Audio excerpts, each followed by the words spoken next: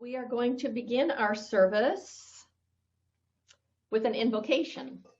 And so I invite you just to kind of begin to settle into yourself and just to feel into your body and into the moment where you are right now, and to kind of let go and to allow the sound of this bowl, the ring, to help you slow down a little bit.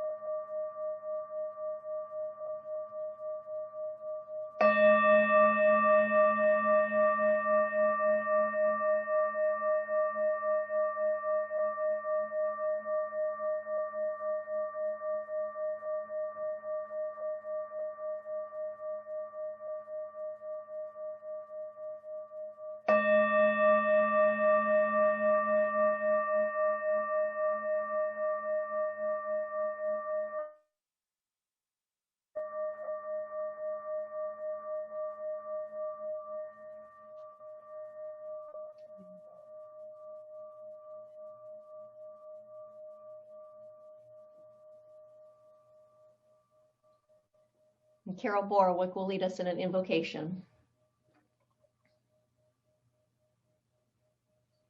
Just feeling this beautiful stillness as the music of the bowl fades away. How wonderful it is, how grateful I am that we can come together, our spiritual family, today, and to share in the celebration of life, and to know and to remember that we are one with this life, with all life, and that life is good, full of possibilities. The divine creator behind all life that is creating the beauty and the love and the joy and the great abundance of good for each of us and for everyone in this world, for all living things. And I know that as we receive abundance and as we share it with others, that there's more.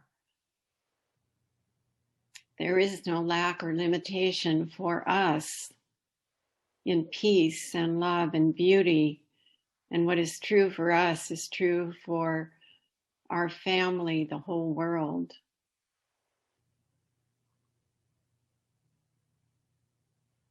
So I'm just grateful today that we have this opportunity to share together, to be together in love.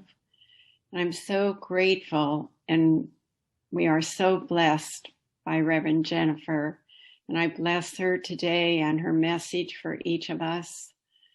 And I'm so grateful, and I bless Ray for all the hard work that he's done to bring this opportunity to come together, for Colleen and for Chris, for everyone who works to make these wonderful moments possible. And I bless each person here today. Your presence makes our time together whole. And each person in our family who is not here, but is here in spirit, I know that our day is unfolding with divine guidance for each person. And it is wonderful, and it is good. And in gratitude, I release my words, and so it is.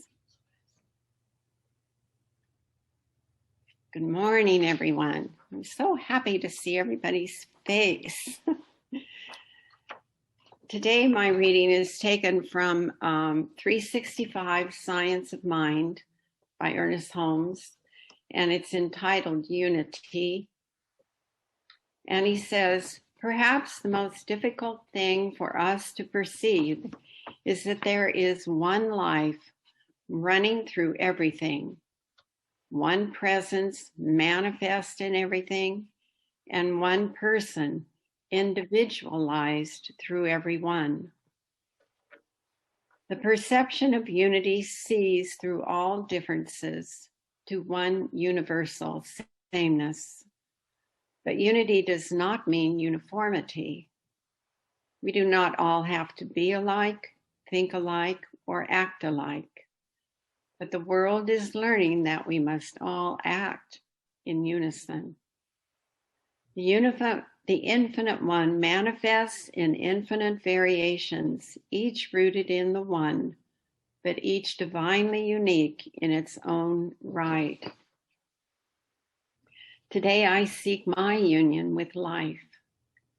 Today my imagination reaches back through all differences to the universal sameness. Today I know that I am in God. God is in me. We are one. Today, as never before, I shall seek to sense this divine union of the soul with its source, and of all people with the infinite. If we would come to the universal wholeness, we must approach it through the law of its own nature. This means that we must give our undivided attention to the spiritual unity back of all things. And so it is. And so it is. Thank you very much. So I'd like to share with you right now our mission statement at Living Beyond Limits. And if you would like to say it along with me, you can do that. And if you don't, I invite you to take it in. And it goes like this. We are a sanctuary where people can discover and reveal the presence of God within their own being and experience their oneness with all life. And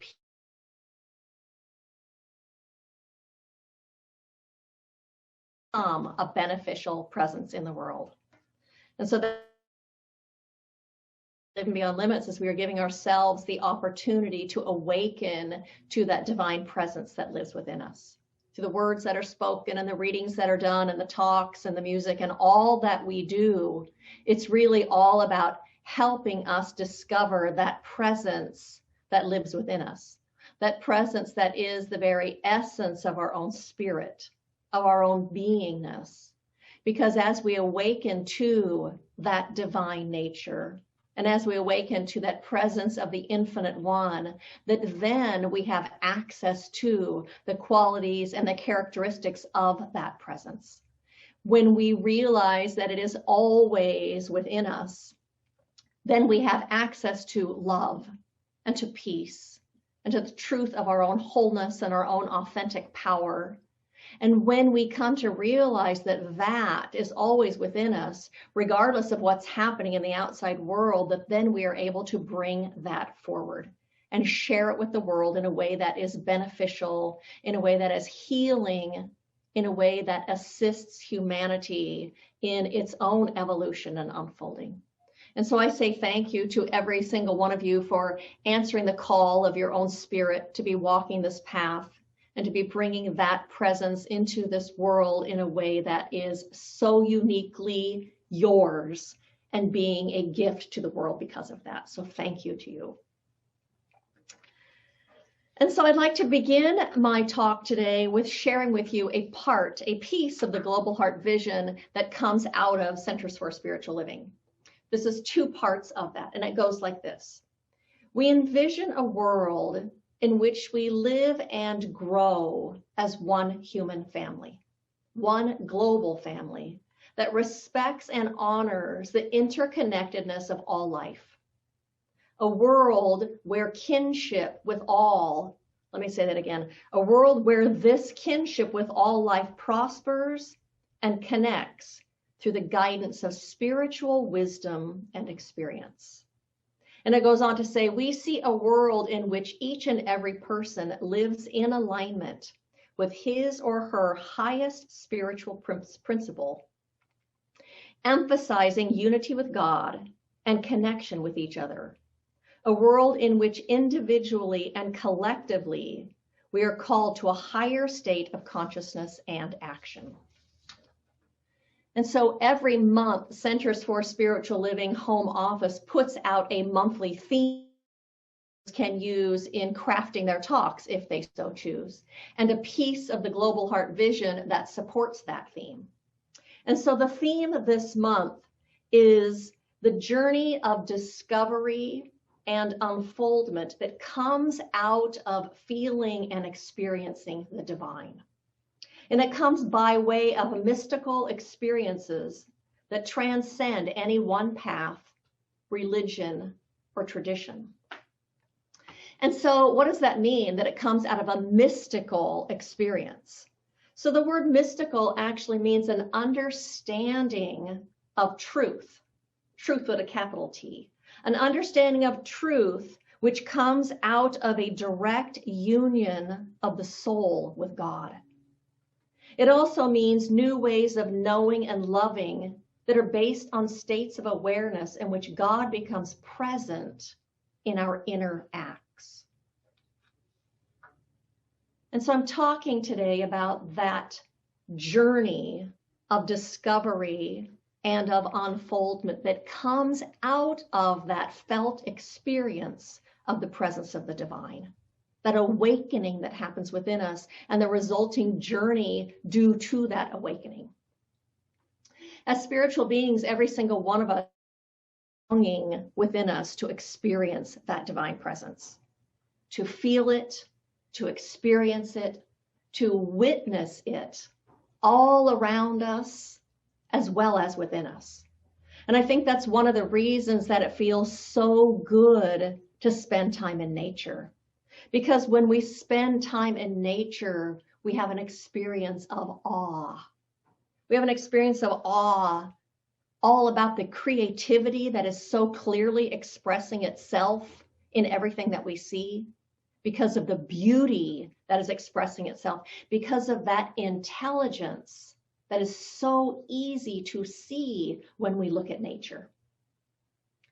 And so we experience that magnificence in ways like seeing the red rocks of Sedona, or seeing a beautiful sunset, the colors of the sunset, or witnessing a perfect rose, or seeing a snow-capped mountain.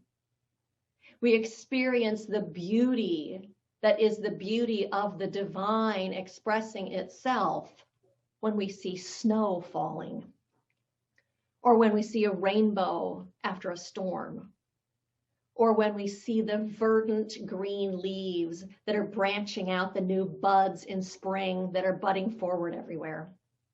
We are awestruck by that beauty.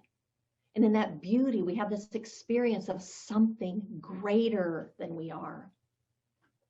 And we have an experience of being amazed by the intelligence of God that expresses itself in and through everything. When we see birds following the warmth and following the food so that they have enough to live through the winter.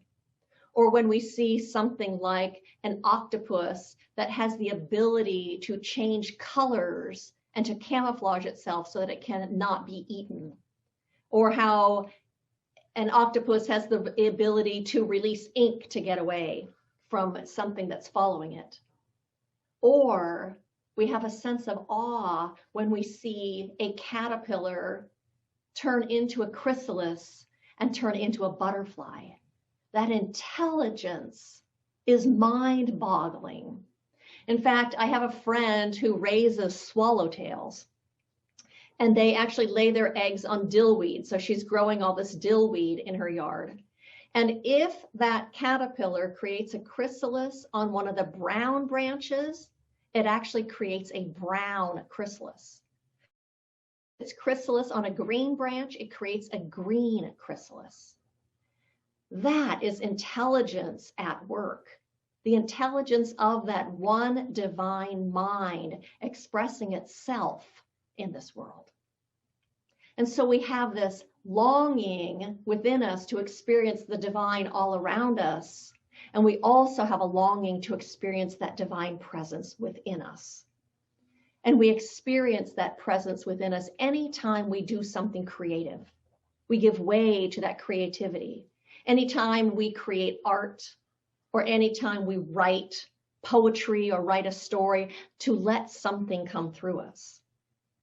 we also experience the presence of the divine, the love of the divine, when we are loving, when we are kind, when we are generous, when we are caring, when we reach out and contribute or reach out and help anyone in any way, when we make a difference.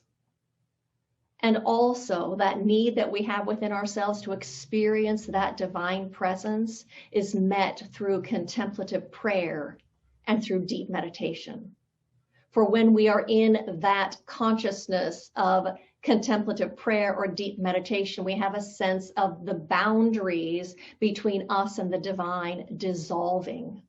And so instead of feeling ourselves separate from everything, we move into an experience of oneness, where we are one with all that is, where we are one with that divine presence. Our boundaries dissolve. And so Joel Goldsmith, who was a Christian Science practitioner and mystic, said, "In going within, we do not turn to our own spirituality or our own goodness or our own strength or knowledge, but we go within to unleash the infinite invisible. We go within and discover that presence, the infinite invisible. And the more that we touch that presence inside of us, the more that we discover that presence at the very center of our being, the more we come to the world naturally as beauty and as love and as care and as concern and kindness and compassion. The more we touch that presence, it just becomes our natural way of interacting in the world. As we reach out in love and in care and in kindness and in compassion, we give expression to that universal love, and we give expression to our own spirit, our own soul. And as a result of giving expression to our own spirit, it feels so fulfilling. It feels so good to us. And so I'd like to share a story with you about a man who was extending his spirit in that same way. And it goes like this. As anyone who's ever spent any time there can tell you, Chicago is called the Windy City for good reason. In winter, when there's a stiff breeze blowing off Lake Michigan, pedestrians often feel more like popsicles than people, making getting out. But when your job is strictly outdoors, staying warm and toasty isn't an option unless someone comes to your rescue, that is. Augier was driving across town one morning when he spotted a shivering tamale vendor braving the frigid January temperature. On the spur of the moment, he decided to make her an offer she couldn't refuse. Rather than let the woman who was wearing so many layers of clothing and she looked like a bit of a tamale herself, instead of letting her turn into a tamale popsicle, Augier bought out her entire day's supply, close to 10 dozen tamales, giving her a big tip and sending her on her way. After she'd gratefully gone home, Augier loaded up the copious quantities of tamales he'd purchased and distributed them to some of Chicago's homeless population. Pleased with the outcome of the morning's events, Augier took to Facebook to see if he could continue the trend. Quote, "Anyone know of any tamale vendors that will be out this weekend in the cold weather?" he posted. "I went to Yolanda near Humboldt Park and bought her out so she could go home today. I'd love to do the same for vendors and distribute the tamales to our neighbors experiencing homelessness. Let me know if you have any leads, please." In the following days, armed with suggestions, Augier bought up all the tamales from vendors at 3 different locations, and again, after generously tipping the sellers, whose trade had been severely curtailed both by the weather and the lockdown. He shared their wares with people in need. Magier plans to continue his tamale runs for the remainder of the winter. If somebody in our neighborhood is struggling, we all... I'm not trying to save the world. I'm just trying to help people who need food. If I have the ability to go help somebody, I'm just going to go help somebody. To me, it's literally that simple. And you know, it doesn't even take things that big. It takes little acts that we can do every day in all sorts of different ways. And I think that I shared this story with you, but I have to share it again because it was so amazing to me. I was driving down the street one day and stopped at a traffic light, and there was a man crossing the street who my guess was had had a stroke. And he was walking, shuffling in little tiny steps, maybe 2-inch steps at a time, crossing the street. And these two young men in their early 20s pulled over, and one of them jumped out of the car and went and held the man's arm and helped him walk across the street, and then jumped back in the car and they took off. I was so surprised because my guess would not have been that someone in their early or mid-20s would have done something like that. And this week on our Zoom call, Bruce Baker shared a story with me that he was at a shopping center recently, and there was somebody that was parked in the handicap spot, and he hadn't parked close enough to the curb. And the man was in his wheelchair, and one of the wheels had fallen off the curb, and he was stuck and couldn't get out. And so Bruce went and helped him unstick his wheelchair and help him. And what Bruce said is there was a time in his life where he wouldn't have done that. Because what we were talking about at the time was, how has this spiritual path you are on changed you or changed your life? And that's really one of the things that I love so much about the teachings of Centers for Spiritual Living. We don't teach you that you should be a good person. Instead, what we do is give you opportunities to discover that presence within you. And out of that inner discovery, you just automatically become a good person in the world. You just automatically want to care and to reach out and to support and to help. We become inner motivated versus outer motivated. Inner because it's the right thing in our hearts and it feels right, versus what we should be doing. Colleen said to me this week when I was talking about the talk that I was creating, and she said, you know, helping somebody else, even if it's just as simple as helping someone put groceries in their car, is kind of like having a portable phone charger. It charges your batteries back up. It does. It fills us back up. And not in an ego way, but just in a satisfactory, fulfilling kind of way. And there are some times when we don't reach out. There are some times we don't reach out, assist, help, lend a hand, extend our spirits because we think we're just have too much to do, we're in too much of a rush, and we're just too busy. Sometimes we don't extend our care and our kindness and our compassion because we're afraid. We're afraid of being vulnerable. We're afraid of being judged, either judged by the person that we're reaching out to help or judged by people who witness us reaching out and extending our heart. Sometimes we don't extend our heart or our spirit because those people are just so different than us.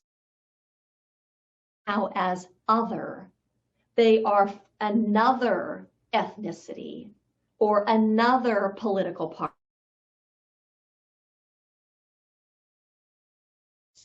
And therefore we don't reach out. And I do understand that there are some times when it could be dangerous. If someone is mentally ill or if someone is high on drugs, it might not be safe to reach out. But that's not what I'm talking about. I'm talking about the reaching out that we don't do because we judge someone as somehow being less than us. And we judge them as being less than us, and therefore we decide that they aren't deserving of our extending our own spirits and our own love, that they don't deserve our care or our compassion or our kindness. And so the title of my talk today is It's a Family Affair.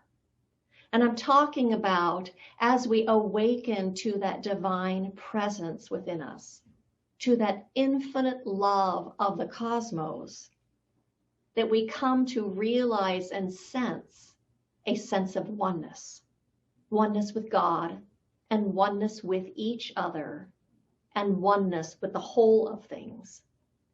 We come to sense and feel that yes, indeed, we are all family.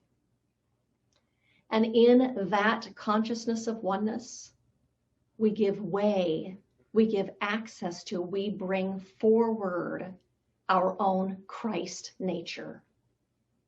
We awaken that Christ nature within us. And then we see through the eyes of love. And we see through the eyes of care and of compassion and of kindness.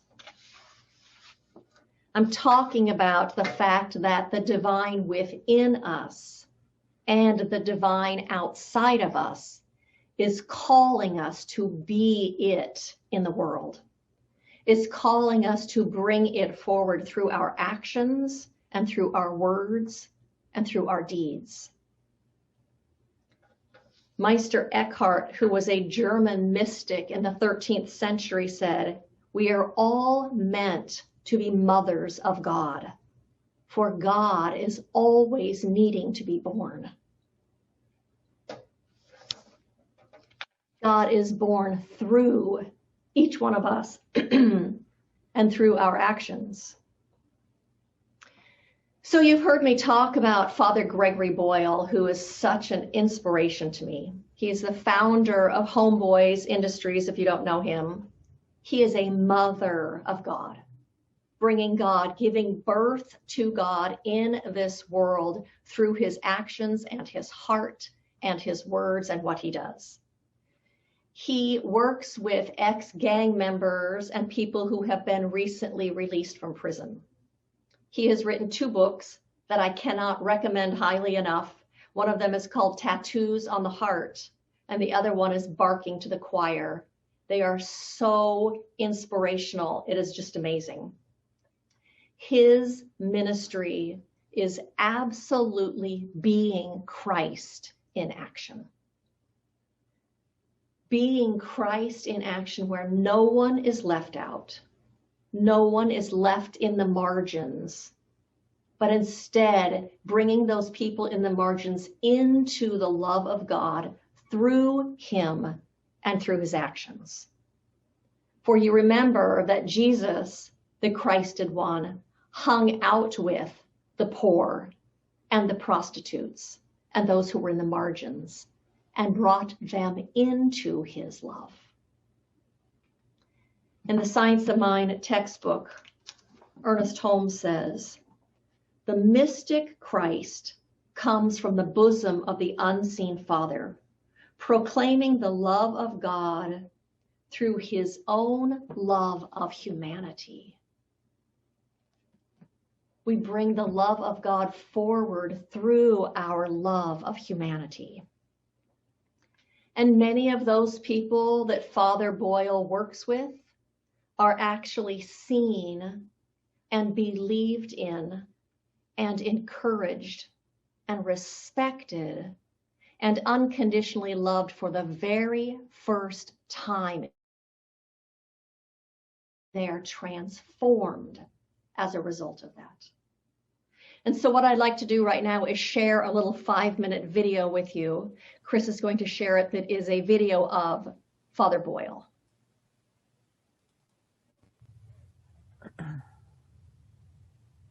There was no homie that found more job opportunities than this kid, Caesar, who I knew growing up in the projects.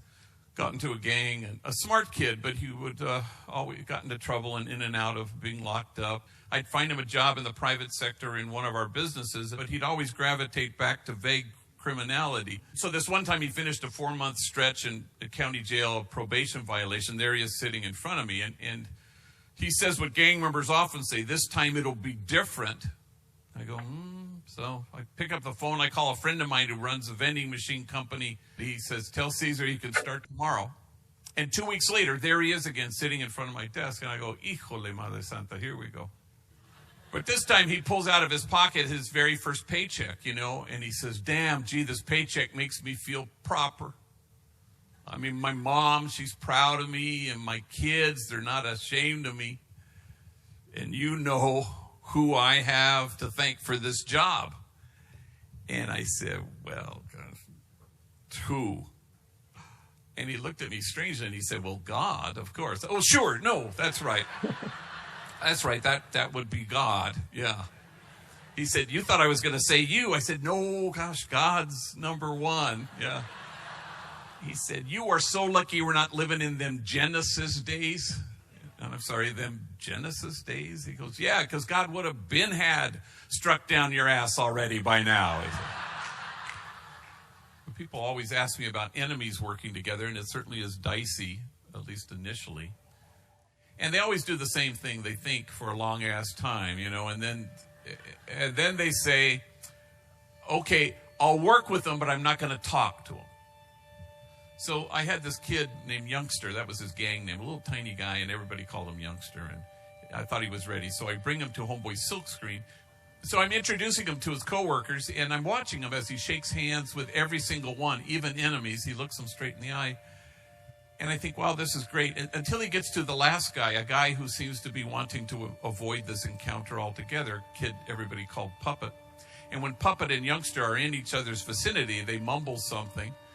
They stare at their shoes. They don't shake hands. Well, I know they're enemies because I know what gangs they're from. But he just finished shaking hands with other enemies. This is a hatred that's really quite personal and deep, beyond which neither of them think they can really get past. Well, about 6 months later, Puppet goes to this store some distance from his home. And on the way home, he decides to take a shortcut, so he dodges into an alley. And because he's taken this detour suddenly, unexpectedly, he's surrounded by 10 members of a rival gang. 10 against 1, and they beat him badly. He falls to the ground. Somebody finds his body and takes him to White Memorial Hospital, where he's declared effectively brain dead. But in the first 24 hours while he was lying there beaten in the hospital, I was alone in my office, 8:30 at night, and the phone rings. And it's Youngster, Puppet's coworker from the silkscreen. And he says, hey, that's messed up about what happened to Puppet. I said, yeah, it is. And then with a certain kind of eagerness even, he said, is there anything I could do? Can I give him my blood? And we both fall silent under the weight of it. Until finally he breaks the silence, choking back his tears, and he says with great deliberation, he was not my enemy, he was my friend. We worked together. Now, can I say that always happens at Homeboy Industries? Yes. Any exceptions? Not a single one. I think Mother Teresa diagnosed the world's ills correctly when she suggested that the problem in the world is that we've forgotten that we belong to each other. How do we stand against forgetting that? How can we obliterate once and for all this illusion that we are separate? For there's an idea that's taken root in the world, and it's at the root of all that's wrong with it. And the idea would be this: that there just might be lives out there that matter less than other lives. How do we collectively stand against that idea? And I suspect if kinship was our goal, we would no longer be promoting justice, we'd be celebrating it. You know, folks will say no justice, no peace, but the truth is no kinship, no justice, no kinship, no peace, no matter how singularly focused you may well be. We belong to each other, and there are no exceptions to that.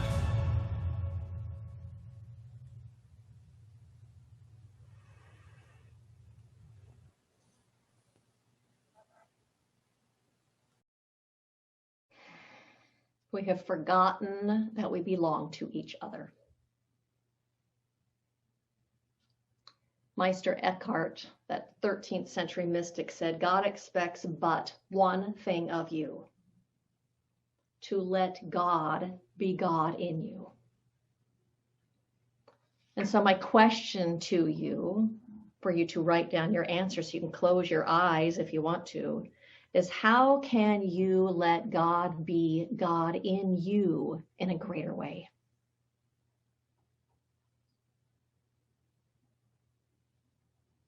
How can you let God be God in you in a greater way?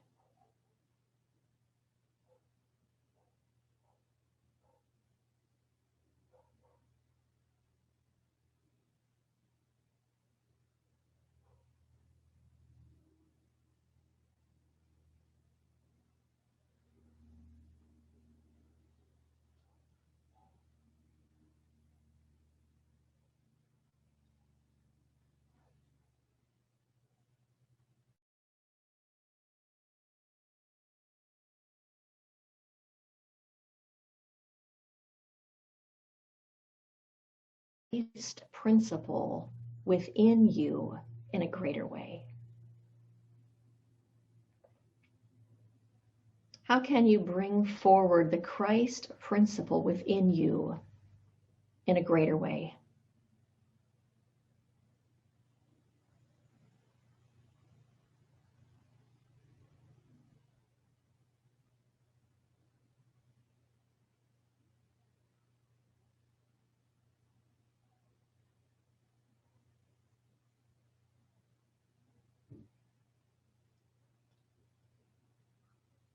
How can you let God be you in a greater way with your family?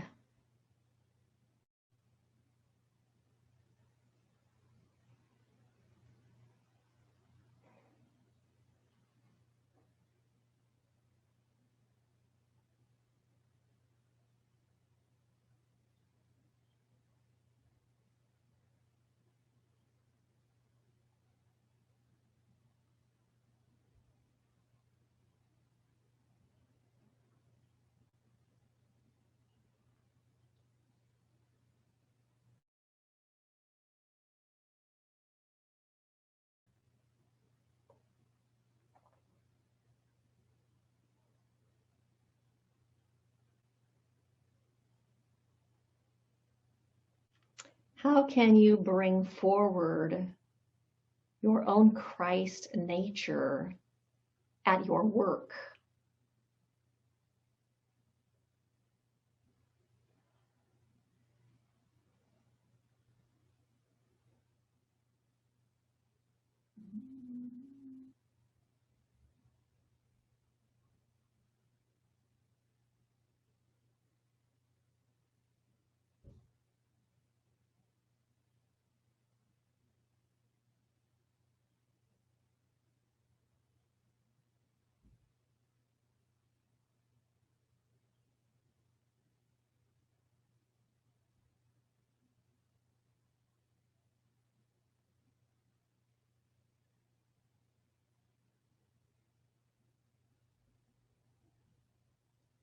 And how can you let God be God in you in a greater way in your own backyard,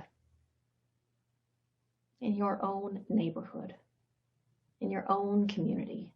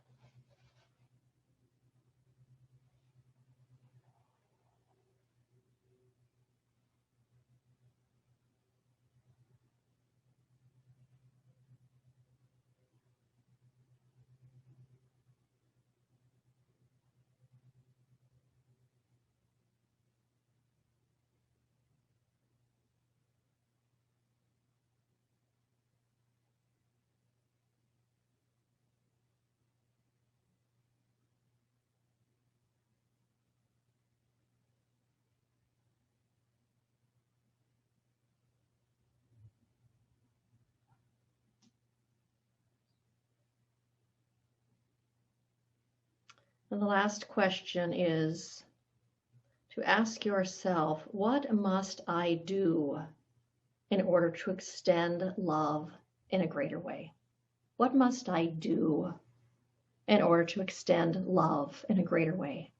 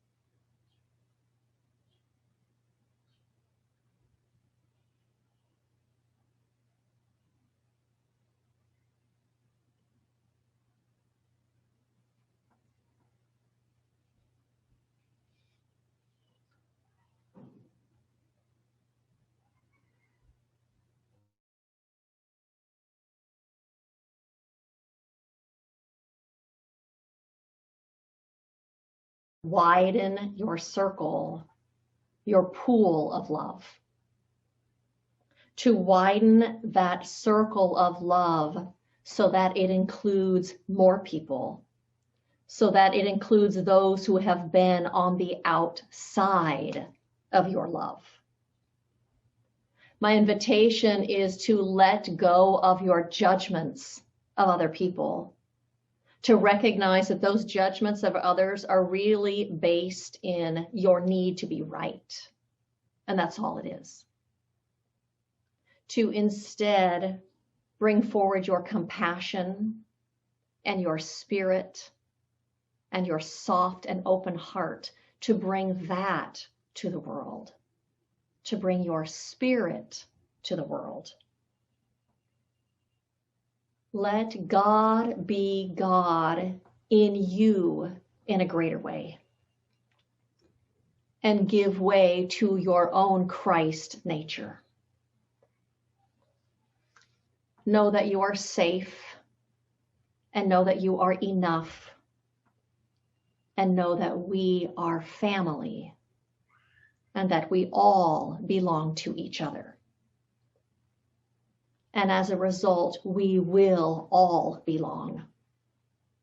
As a result, you and I will be bringing forward our Christ nature into this world, the presence of the Infinite One.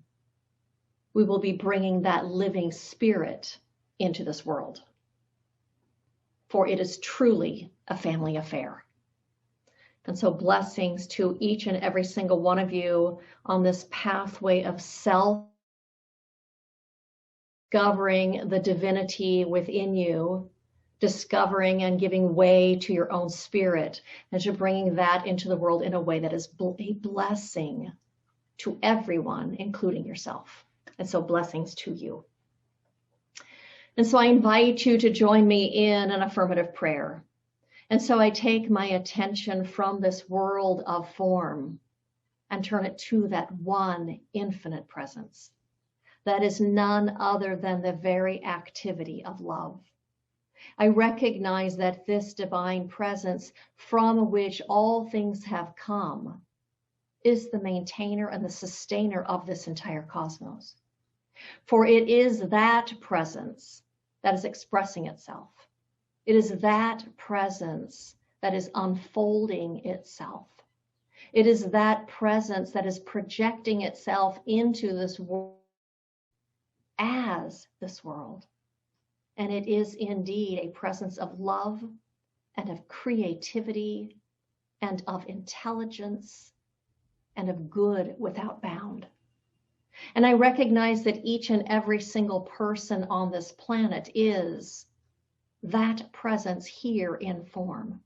that we are each right now being lifted and carried and buoyed, and that that presence is expressing itself through each and every single one of us as a presence of love that manifests itself as care and kindness and compassion and generosity and reaching out, and the realization that we do indeed belong to each other.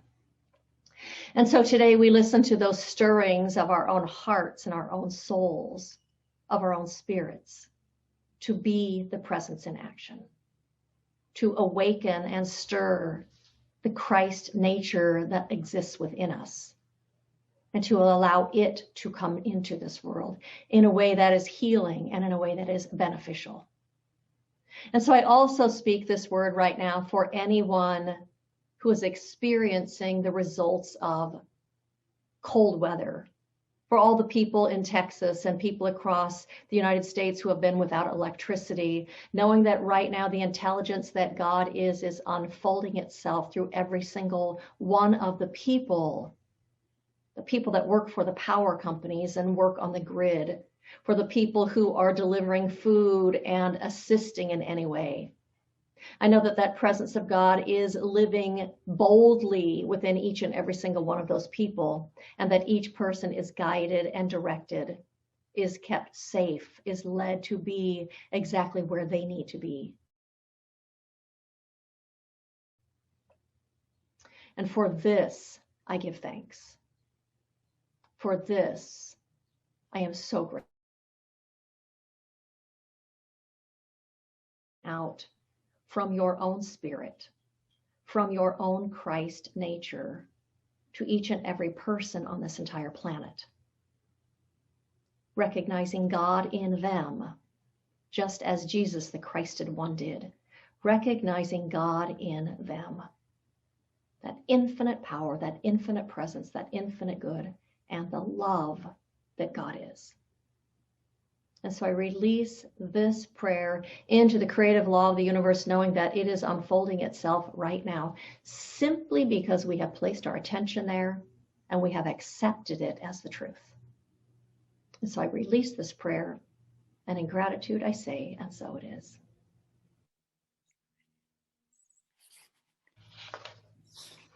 And so Karen Borwick is going to lead us in an affirmation. Thank you, Reverend Jennifer, for your powerful message and prayer. You are welcome. We have a lot to take home with us today. Thank you. So it's time for our affirmation, and in your own home, you can repeat after me. Today, I release all judgment and fear. Today, I release all judgment and fear. I reach out in love and care. I reach out in love and care. I give way to my own Christ nature. I give way to my own Christ nature. We are family. We are family. Thank you. So it is. Lovely, thank you.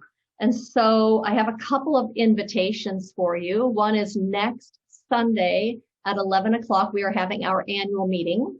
And at that annual meeting, we will be voting in a board member to our board. So I invite you to come to that. We're going to do it on Zoom.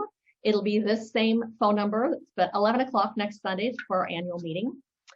The week after that is March 3rd. It's the first Sunday in March. We will be meeting again at El Dorado Park for Sunday service, but we're going to meet at 11 o'clock instead of 10 o'clock so that it's a little bit warmer.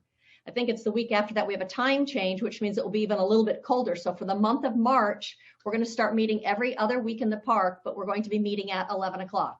So I look forward to seeing you there and getting to be together. Invite you to join us for our Thursday evening Zoom call that we are doing at 7 o'clock. Lots of you that are here, do that with us. We're having a really nice time just connecting with each other and being in that presence of love and getting to share and getting to commune with each other and create wonderful bonds between us. starting March.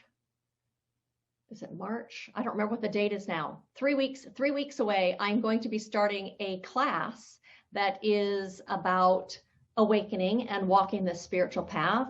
You should, if you've not already received an email, you should. If you'd like to take that class, please call me or text me or email me at livingBeyondLimitsCSL@gmail.com. I'm going to have Ray send out a blurb about that again today. So you'll be receiving that in your email if you want to see what the class is all about. And we are still doing Ministry of Prayer. So if you have a prayer request, you can send it to Barbara Conant, email, text, or email me at livingBeyondLimits@gmail.com, CSL@gmail.com. And we will get that prayer request out, and the practitioners will support you during the next week in prayer. And we have prayer shawls for you also. And Ray Bunch invites you to join our YouTube channel so that it's a one-click away, and all of the videos are right there. And my last is, I'm so glad to see you all. I'm so glad that you're here with us. I thank you for your continuing support of Living Beyond Limits. You will see next week at our annual meeting how we're doing very well financially through this pandemic. And I'm so grateful for that, and just really grateful for each and every single one of you. So love to you all. Know that you are loved and valued and that you are part of this family.